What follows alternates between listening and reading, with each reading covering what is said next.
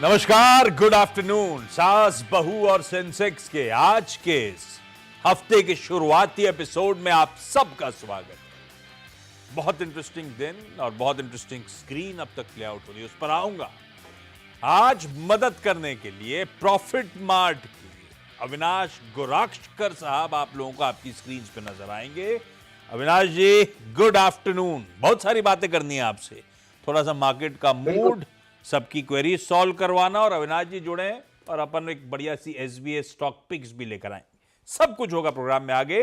पहले हम तक रीच आउट करने के तरह तरह के तरीके प्लीज दिखाइएगा। एक तो आ रहा है पीछे, ये है एक्स का यानी कि ट्विटर का आईडी, ऐसे ही इंस्टाग्राम और थ्रेड का आईडी रख दीजिएगा, और साथ साथ सीएनबीसी आवाज का जो व्हाट्सएप नंबर है वो भी रख दीजिएगा। जैसे कन्वीनियंट हो वैसे रीच आउट करिए, पर रीच आउट करिए, फिर हमारी टीम्स आपसे संपर्क करेंगी म्यूचुअल डिसीजन के साथ। किसी एक दिन आप लोग चैनल पे शिरकत करते हुए नजर आएंगे, आपकी क्वेरीज हम सॉल्व करने में मदद कर पाएंगे। मार्केट्स बढ़िया है, पर वैसे नहीं है अगर आप बहुत यूफोरिक मूव्स एक्सपेक्ट कर रहे थे। कोई कंप्लेंट नहीं होगी, लेकिन ठीक है, सबड्यूड से लग रहे हैं अपने को। तो 3% चले, 690-700 पॉइंट, ठीक है। रिकॉर्ड उच्चतम स्तर जड़ते हुए नजर आए भारतीय बाजार। उस एग्जिट पोल्स के वर्डिक्ट पे यह है रिएक्शन, जो एग्जिट पोल्स एक क्लियर बहुमत दे रहे हैं बीजेपी लेड एनडीए को, और ये थर्ड टर्म हो जाएगा मोदी 3.0 का। और आंकड़े इस तरह के हैं कि पहले टर्म से दूसरे टर्म में सीट ज्यादा थी, और शायद तीसरे टर्म में दूसरे टर्म से ज्यादा रहेंगी, और उसी को सलामी देता हुआ शेयर बाजार। और एक बार निफ्टी की कंट्रीब्यूशन प्लेट रखिएगा स्क्रीन पे, सारे दिग्गज कंट्रीब्यूट करते हुए, कोई रिलायंस, कोई एसबीआई, कोई लार्सन एंड टूब्रो, कोई आईसीआईसीआई बैंक, कोई एचडीएफसी बैंक, कोई एक्सिस बैंक। ये है प्रोफाइल ऑफ स्टॉक्स जो आज मदद कर रहे हैं। अविनाश जी, थोड़ा मजा नहीं आया यार, सलामी देनी तो ढंग की दे देते, या तो थोड़ा सा अपन गन पाउडर इंतजार कर रहे हैं, क्लियर कट वर्डिक्ट आ जाए। साइडलाइंस में बैठे हुए लोग अभी भी उम्मीद जगाए बैठे हुए हैं, क्योंकि सिस्टम में शॉर्ट्स तो तगड़े हैं भाई। एफआईजी 86% इंडेक्स पे नेट शॉर्ट्स बैठे हुए हैं, खूब बिकवाली करी $7 बिलियन की पिछले 1.5 महीने में कैश में। एक्सेसिव तो है, पर अभी तक वो बज नहीं कर रहे। ये क्या कल का वर्डिक्ट का इंतजार हो रहा है क्या? गन पाउडर उसके लिए रखा हुआ है क्या? बिल्कुल बिल्कुल आशीष, मुझे लगता है कि देखिए, कल जब फाइनल रिजल्ट आएगा, मेरे ख्याल से करीबन 12:30-1 बजे तक ये क्लियरली कंफर्म हो जाएगा कि एनडीए को कितने सीटें मिल रही है। और मेरा अनुमान है कि 370-380 सीट जो अभी एग्जिट पोल में आई है, इससे थोड़ा सा ज्यादा अगर आता है या यही लेवल पे भी आता है तो मार्केट बहुत खुश होगी, क्योंकि ये जो परफॉर्मेंस है वो बहुत ही स्ट्रांग है। और ऑब्वियसली मार्केट कल एक अच्छा और मूव देने की अपेक्षा करेगा। ये तो मेरे ख्याल से एक्सपेक्टेड था कि आज के दिन में एग्जिट पोल्स का रिएक्शन आएगा, बट कल के दिन में आशीष मुझे लग रहा है कि और अच्छी तेजी आपको देखने को मिलेगी। और यही कारण है कि शायद कल भी आपको मार्केट्स 2% या 3% बढ़ने की अपेक्षा रही। और उसके बाद जो गवर्नमेंट का 100 डे एजेंडा आएगा, बजट आएगा, वो मार्केट्स कीनली वॉच करेगी। बट अगले हफ्ता लग तो रहा है कि बाजार एक साइड, वन साइड ही चलेगा, और उसमें डेफिनेटली जो लोगों ने पहले निवेश किया है उनके लिए अच्छी बात है। अभी तो जिन्होंने खरीदा नहीं है, मेरे ख्याल से उनको तो इंतजार ही करना पड़ेगा, क्योंकि जो भी स्टॉक ऊपर खुल रहा है वो सर्किट में ही खुल रहा है। हाँ, ठीक बात। तो कल वर्डिक्ट डे है। एग्जिट पोल्स क्लियर कट रुझान तो दे रहे हैं, लेकिन हिस्ट्री में कुछ एबरेशंस रहे हैं। ये बात सही है कि एग्जिट पोल जो दिखाते हैं शायद एक्चुअल रिजल्ट्स थोड़े से बदल के आते हैं, या अगर वेव वाकई है तो एग्जिट पोल्स उसे क्लियरली प्रिडिक्ट नहीं कर पाते, और ज्यादा मीनिंगफुल वो आंकड़े फिर खींचते हैं। आपका दिल्ली का 2015 का एग्जाम्पल बहुत बड़ा है, जो सब एग्जिट पोल में प्रेडिक्ट कर रहा था जीतेंगे, पर इस तरह की ओवरवेलमिंग मेजॉरिटी, वो वेव प्रेडिक्ट करना मुश्किल हो जाता है। हो सकता है जो एग्जिट पोल दिखा रहे हैं उससे अच्छे आंकड़े भी आए। 8 बजे कल काउंटिंग ऑफ वोट्स शुरू होंगे, और हाँ, अगर वेव है तो 10-11 बजे से रुझान समझ में आने लगेगा, नहीं तो जैसे अविनाश जी कह रहे हैं 12-12:30 इसी समय, सास बहू के समय, काफी हद तक क्लैरिटी आनी शुरू हो चुकी होगी। खैर, सवाल जवाब के सिलसिले की शुरुआत करते हैं। आज अमृतसर, मुंबई और भिलई जाना है। अमृतसर से सिमरन जी स्क्रीन पे। सिमरन मैम, बहुत गर्मी पड़ रही है आपके शहर में। बहुत सर। हाँ, मैं अभी वहीं से आ रहा हूं, बहुत गर्मी है। खैर सिमरन मैम, कब से शेयर मार्केट से यस जुड़े सर। हो सर मेरे को 2 साल हो गए हैं शेयर मार्केट में। और तो कैसे रहा ये फर्स्ट दो ईयर साल तो का मेरा पीरियड? सर फर्स्ट ईयर तो मेरा लर्निंग प्रोसेस ही था, काफी लॉस भी हुए हैं, प्रॉफिट भी हुए हैं। बट अभी जो फर्स्ट ईयर है, ये जो सेकंड ईयर चल रहा है, ये थोड़ा सही है। And it's a good learning process, काफी कुछ लर्न करने के लिए भी मिला है और काफी लॉसेस भी हुए हैं। पहला साल लर्निंग था, दूसरा साल अच्छा हुआ, दूसरे साल में हाँ जी पहले सर। साल जितना गवाया तो उससे ज्यादा कमा लिया क्या? हाँ जी, नहीं तो इक्वली है, इक्वली रिकवरी हो गई है। ना? अब इक्वल। हाँ बस जी तो सर। फिर ठीक है, सीखते सीखते ठीक हो गया। अच्छा सिमरन मैम, पहला स्टॉक कौन सा? सर पहला मेरा है EKI। हाँ, EKI शेयर है sir. EKI, okay. Yes sir. तो सर वो मैंने बाय किया 430 पे, 60 क्वांटिटी है। EKI एनर्जी सर्विसेज, डायरेक्टर साहब दिखाइएगा। Yes sir. 430 की खरीद आप कह रहे हो, यस सर। 315 के आसपास चल रहा है, थोड़ा अभी सा चल रहा है, ठंडा यस। पड़ता हुआ। डायरेक्टर साहब दिखा क्यों नहीं रहे हाँ हो? जी। ये आया EKI एनर्जी, थोड़ा सा लंबा चार्ट खींचिएगा डायरेक्टर साहब। इसने साल के हाई में से 725 के आसपास तक के छुए हुए हैं। ये वहां हाँ से जी। ठंडा पड़ा, अच्छा खासा ठंडा पड़ा है जब मार्केट्स अपने रिकॉर्ड हाईस पे है। तो इनहेरेंट तो यस। वीकनेस है अविनाश जी। सिमरन ने जान लिया था वहां से सिमरन से और अमृतसर से याद आ रहा है मुझे DDLJ, और DDLJ से वो येलो येलो काय की फील्ड्स होती हैं अविनाश जी, सरसों की फील्ड भी याद लगी मुझे। बिल्कुल। अच्छा, क्या एनर्जी ट्रैक करते हो क्या आप? नहीं बिल्कुल आशीष, ये स्टॉक में बहुत भरपूर तेजी भी देखी है, उसके बाद गिरावट भी देखी है। देखिए मेरे ख्याल से अगर इनका नजरिया 1.5-2 साल का है तो ही यहाँ पे ये पैसा बना सकती है, क्योंकि अभी जो फिलहाल ट्रेंड है वो मेरे ख्याल से FY24 में तो ऑलरेडी खत्म हो चुका है। FY25 में अगर पहला फर्स्ट हाफ में कोई रिकवरी आती है तो ही स्टॉक में रीरेटिंग आएगी। मेरे ख्याल से एक आध क्वार्टर परफॉर्मेंस देखना जरूरी है, क्योंकि ये बहुत स्पेशलाइज बिजनेस में काम करते हैं। कार्बन क्रेडिट जो सर्विसेज होती है वहां पे ये काम करते हैं, और बहुत समय के बाद मेरे ख्याल से स्टेबिलिटी आई है ये बिज़नेस में। बट मैं इनको ये कहूँगा कि लंबा समय रखिए, 12 से 18 महीने, उसके बाद ही यहाँ पे कुछ इम्प्रूवमेंट इनको देखने को मिलेगी, क्योंकि इनका लॉस काफ़ी बड़ा है। मैं इनको ये होल्ड करने की राय दूँगा, लेकिन हाँ, एवरी क्वार्टर एटलीस्ट जून और सितंबर क्वार्टर प्लीज़ मॉनिटर करिए, और उसके बाद नतीजे अच्छे होंगे, तो फिर आप एवरेज भी कर सकते हो, लेकिन फिलहाल होल्ड करिए। मुंबई से दिशा जी, दिशा मैम, गुड आफ्टरनून। क्या करते हो मुंबई में गुड दिशा जी आफ्टरनून। आप?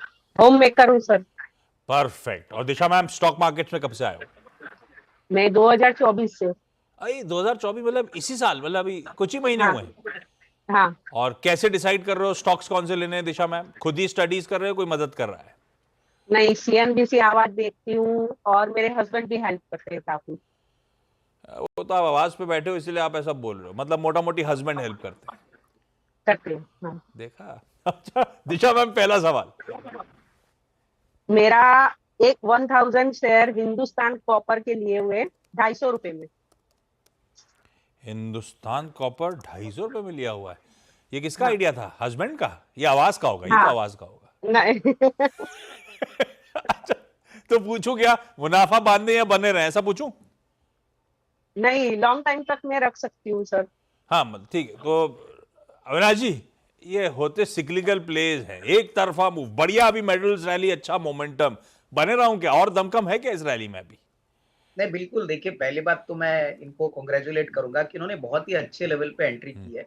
और कॉपर एक ऐसा मेटल है जो मेरे ख्याल से इलेक्ट्रिक व्हीकल्स, उसके बाद इलेक्ट्रिकल इक्विपमेंट में बहुत अच्छा काफी मात्रा में यूज होता है, और इसके प्राइसेस अभी ऑफलेट काफी बढ़े हैं। मेरे ख्याल से देखिए, अगर इनका नजरिया कम से कम 12-15 महीने है, तो मुझे लगता है कि आने वाले साल में, दैट इज 24-25 में, कॉपर के प्राइसेस और बढ़ेंगे, क्योंकि सप्लाई शॉर्टेजेस ग्लोबली आ रहे हैं, और यही कारण है कि हिंदुस्तान कॉपर, जो इंडिया का सबसे बड़ा कॉपर प्लेयर है, उसको मुझे पानी पिला। सिग्निफिकेंट बेनिफिट मिलेगा। तो मेरे ख्याल से 400 सवा 400 का एक फेयर वैल्यू बन सकता है। तो यहाँ पे 12 से 15 महीने का व्यू लेके यहाँ पे होल्ड करने की। बिल्कुल होल्ड करिए, बहुत बढ़िया गेन्स ऑलरेडी हो रहे हैं और आगे भी होते हुए नजर आएंगे। भिलाई से Neetu Chetwani ji, Neetu ma'am hi, hi. Good afternoon Neetu ma'am. Neetu ma'am, आपका पहला सवाल। बलरामपुर सीट में लिया हुआ है सर। और किस भाव पे, कितनी क्वांटिटी? 390 रुपए के भाव पे 100 क्वांटिटी। 390, तो आपके भाव के आसपास वापस लौट आया है स्टॉक।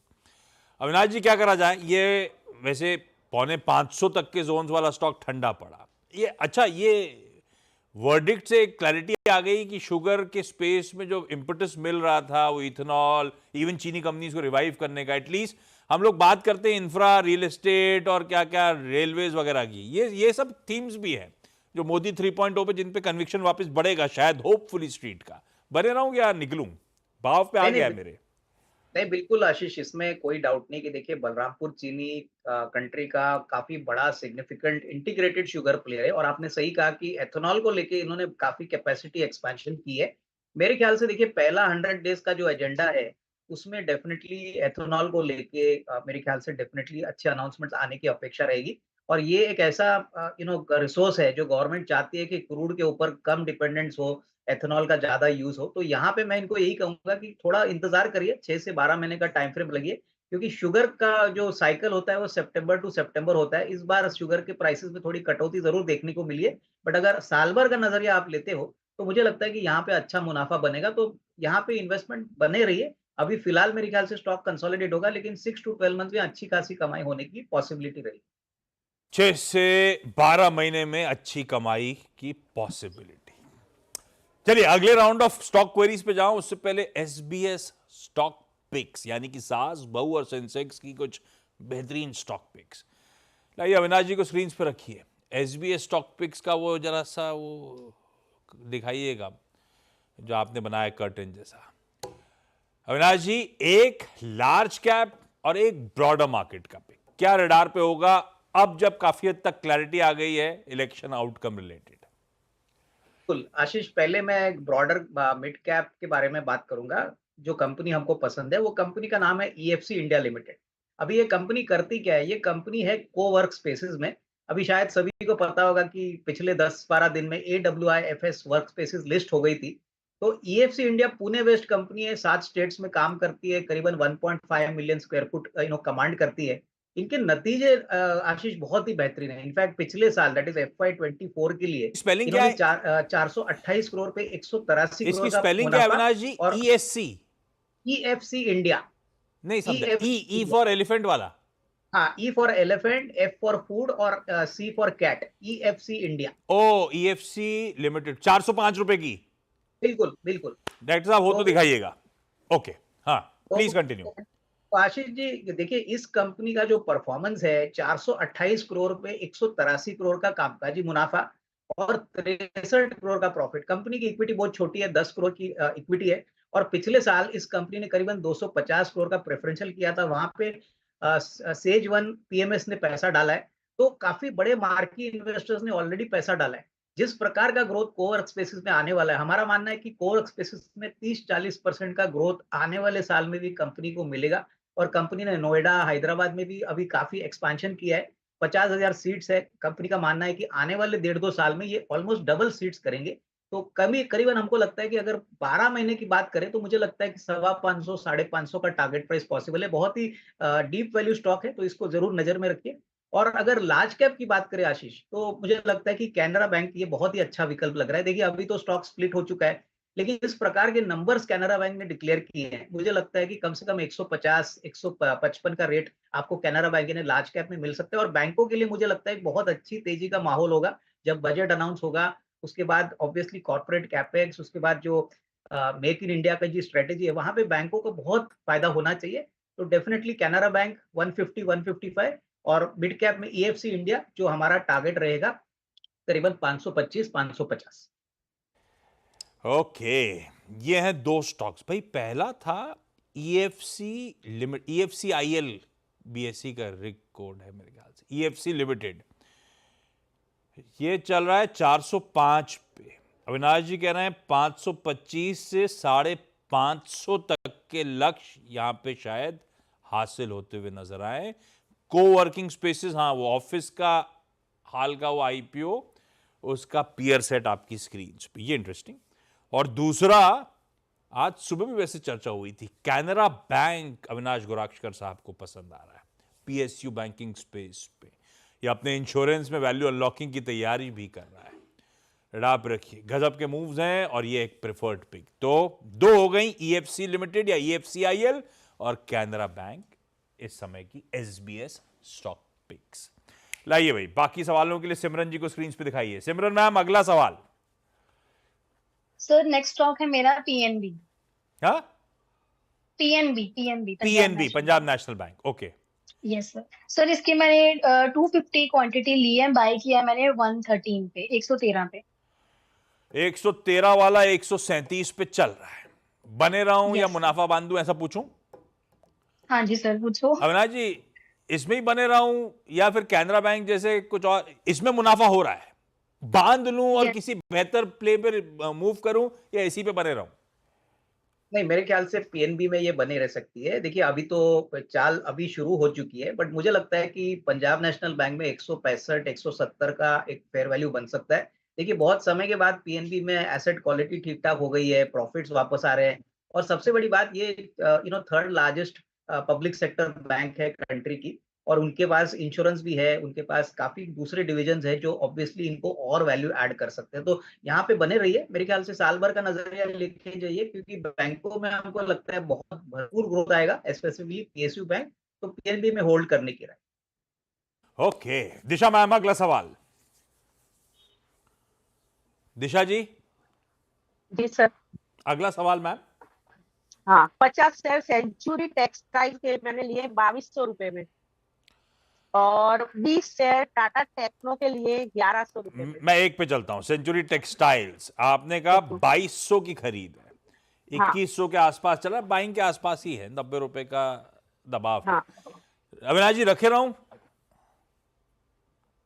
देखिए मेरे ख्याल से सेंचुरी टेक्सटाइल का जो चौथे तिमाही का नंबर आ गया था वो थोड़ा सा डिसअपॉइंटिंग था, और उसी लिए स्टॉक इतना चला नहीं है। मेरे ख्याल से देखिए इन्होंने काफी बड़ा शेयर लिया है। मैं इनको रियल एस्टेट में दूसरा एक शेयर सजेस्ट करना चाहूंगा। कंपनी का नाम है अनंतराज, जो मुझे लगता है कि साल भर में आपको 450 पौने 500 रुपया का टारगेट प्राइस दे सकता है। ये भी रियल एस्टेट बिजनेस में है, और अगर ये कॉस्ट टू कॉस्ट निकल के वहां पे अगर निवेश करती है, तो मेरे ख्याल से अनंतराज में बहुत अच्छा रिस्क रिवॉर्ड आपको अगले 6-12 महीने में मिलने की पॉसिबिलिटी रहेगी, क्योंकि अभी तो इनको काफ़ी नुकसान भी नहीं होगा। ये शिफ्ट करके अनंतराज में वही पैसों से थोड़ी क्वांटिटी यहाँ पे एक्यूमुलेट कर सकती है।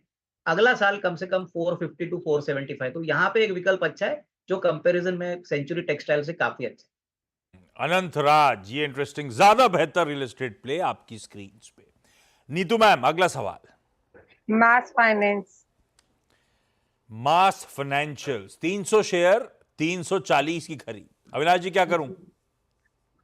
यहाँ पे भी मैं समझता हूँ, देखिए नॉन बैंकिंग फाइनेंस कंपनीज के लिए आने वाला साल काफी अच्छा रहेगा। हालांकि देखिए थोड़ा सा वोलेटाइल बिजनेस है, बट मुझे लगता है कि जैसे बैंकों को फायदा होना चाहिए, मास फाइनेंशियल जो काफी अच्छी तरह से एनबीएफसी स्पेस में फंडिंग करती है, यहाँ पे भी अच्छे नंबर्स आने की उम्मीद है। लेकिन हाँ, यहाँ पे थोड़ा सा लंबा इंतजार करना पड़े, 12 से 15 महीने मैं समझता हूँ कि यहाँ पे होल्ड करे।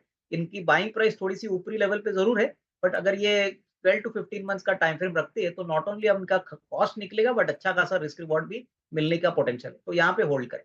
होल्ड करिए इस नोट पर। Simran ma'am, Disha ma'am, Neetu ji, thank you so much जुड़ने के लिए। अविनाश जी, ब्यूटीफुली सारी क्वेरी सॉल्व करने के लिए और वो बेहतरीन स्टॉक पिक्स देने के लिए आपका भी तहे दिल से शुक्रिया। वो स्टॉक पिक्स में ग्राफिक्स में थोड़ा सा कंफ्यूजन हो गया था, इसलिए रिविजिट कर देता हूं। EFCIL यानी कि EFC इंडिया लिमिटेड, खरीदना है 525 से 550 का लक्ष्य, और वो कैनरा बैंक का टारगेट था खरीदने का मन, और 175 के लक्ष्य के लिए यहां पे अप्रोच करिए। इस नोट पर क्विकली छोटा सा ब्रेक के उस पर एक क्विक मार्केट चेक। स्वागत है। और कुछ स्टॉक स्पेसिफिक एक्शंस वाकई तगड़े हैं, इधर उधर जाने की जरूरत ही नहीं है। निफ्टी में 3 तो 10% से ऊपर वाले हैं। अदानी पोर्ट्स, पावर ग्रिड और SBI भी 9.5 पौने 10% के तगड़े उछाल के साथ इस समय कामकाज करता है। स्टॉक स्पेसिफिक एक्शन तगड़ा, इंडेक्सेस सबड्यूड हो सकते हैं, लेकिन फिर भी 3% का अच्छा खासा मीनिंगफुल अपसाइड के साथ अभी तक कामकाज करते हुए। खैर, स्टॉक स्पेसिफिक सारा एक्शन जो है ना ब्रेक के उस पार मिड कैप मंथ में अपन सास बहू और सेंसेक्स में कल 12:27 पर वापस करेंगे मुलाकात।